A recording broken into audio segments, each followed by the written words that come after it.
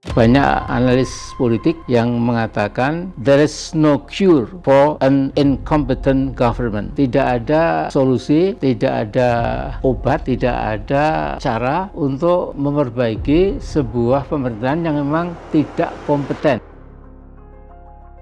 Bahkan 2021 Sri Mulyani sebagai Menteri Keuangan itu mengatakan setiap bayi yang lahir itu otomatis sudah memikul utang luar negeri sebesar 13 juta.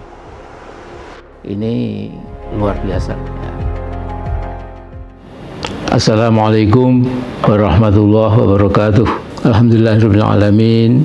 Wassalatu wassalamu ala asyrafil anbiya wal mursalin wa ala alihi wa sahbihi ajma'in. Rabbana adkhilna mudkhala sidqin wa akhrijna mukhraja sidqin waj'al lana min ladunka sultanan nasira wa qul ja'al haqqu wa zahaqal batil innal batila kana zahuqa. Saudara-saudara sekalian yang saya hormati, yang saya cintai dimanapun Anda berada, hari Jumat 21 Oktober yang lalu Presiden Jokowi berpidato selama 13 menit di depan para peserta yang menghadiri HUT Golkar ke-58 di G-Expo ke Mayoran.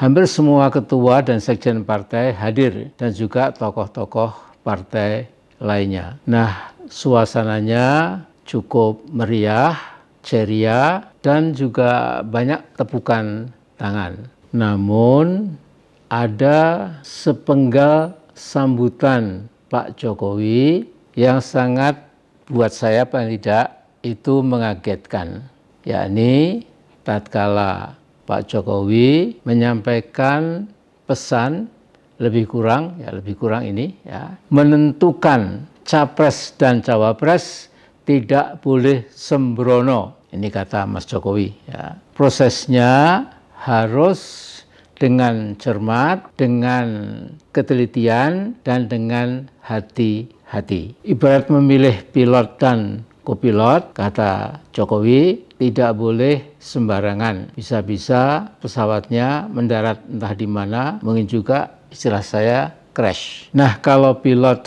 dan kopilot tidak cakap, kurang pengetahuan dan kurang pengalaman, maka bisa entah kemana mendaratnya. Nah, ketika saya mendengar pidato Pak Jokowi itu, saya berpikir apakah Pak Jokowi tidak sedang menepuk air di dulang terpercik muka sendiri. Saya langsung ingat betapa sebuah mesin politik dan mesin keuangan, dan tentu ada operasi politik dan mungkin juga operasi intelijen yang dapat berhasil memoles Pak Jokowi waktu itu pedagang mebel dan pengusaha kayu, sehingga lantas bisa menjadi wali kota di Solo.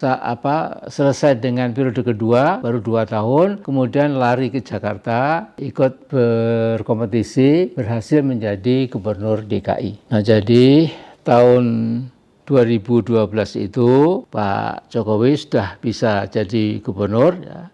Mestinya itu sampai 2017, 5 tahun ya. Tapi baru 2 tahun ya, Pak Jokowi sudah ikut pemilihan presiden dan bisa menang. Nah, jadi saudara-saudaraku ya, memang saya melihat justru kita bisa menyampaikan apakah Pak Jokowi lupa pada sejarahnya sendiri ya. Nah, maka bila hasil presidensi kepresidenan Jokowi itu kita lihat sekarang ini, maka kita segera mengetahui bahwa memang proses politik yang dilewati Pak Jokowi dari wali kota Solo sampai presiden itu memang ya sembrono, tidak ada kecermatan dan tidak ada kehati-hatian. Ini penting saya ingatkan, dan waktu itu saya masih ingat Pak Yusuf Kala sendiri itu pernah membuat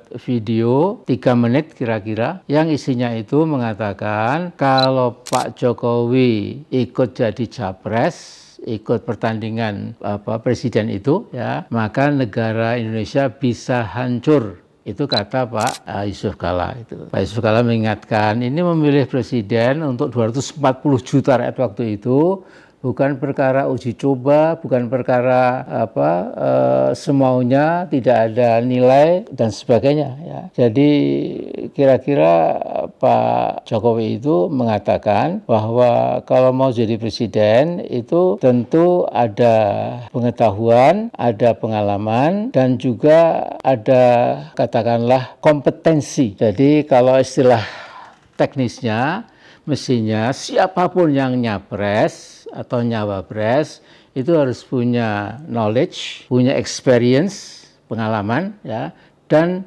kompetensi. Nah, menurut saya ini kritik Pak Yusuf Kalla itu sangat bijak dan memang ya itulah yang harus dikatakan itu. Walaupun ya maaf Pak Yusuf Kalla kemudian jadi presnya Pak Jokowi ya, yang dikatakan Indonesia bisa hancur itu ya, tapi itu masalah masa lalu. Nah, jadi memang knowledge, experience, and competence, pengetahuan, pengalaman, dan kompetensi itu tidak bisa tidak menjadi 3 syarat pokok bagi seorang pemimpin nasional.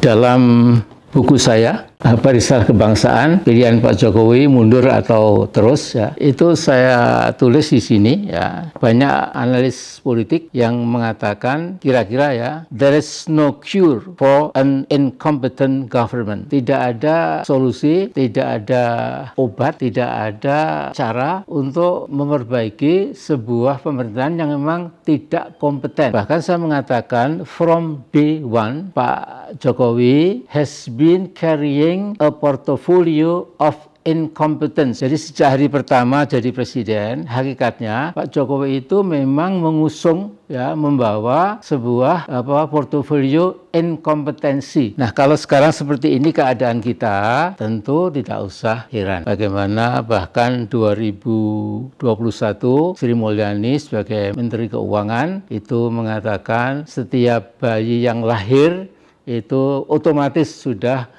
memikul utang luar negeri sebesar 13 juta. Ini luar biasa ya. Nah, kemudian saya ingin menyampaikan di sini ya, kalau kita ingin mencari bibit unggul buat pengganti Pak Jokowi, jadi memang hal-hal yang menyebabkan negeri kita morat-marit karena gara-gara Pak Jokowi pun waktu itu si pemoles ya, si pendukung kelompok manapun ya, saya tidak bisa mengatakan ya, tapi itu yang kemudian mendongkrak Pak Jokowi yang sesungguhnya maaf ini lacking experience, lacking knowledge, dan tuna kompetensi alias tidak kompeten itu bisa menjadi Presiden Republik Indonesia. Nah, jadi memang waktu sembrono sekali. Dalam bahasa Jawa sembrono itu artinya gegabah, kurang berhitungan, ada unsur ngawur, bahkan mirip-mirip seperti kata orang mungkin pukul dulu urusan belakang. Ini berbahaya sekali. Jadi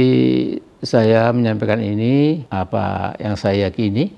Jadi jangan sampai kita nanti keliru lagi ya, memilih presiden yang akhir-akhirnya hanya kepanjangan tangan dari oligarki, kepentingan dari kepentingan mungkin juga asing ya, kemudian lebih mengunggulkan apa yang diinginkan oleh para oligark, para konglomerat, para korporatokrat, para pemilik modal. Rakyat hanya sekedar pion-pion yang harus dimanfaatkan menjelang pemilu dan lain sebagainya ya. Dan ini jangan sampai terjadi lagi. Mudah-mudahan ini menjadi catatan buat kita semua. Assalamualaikum warahmatullahi wabarakatuh.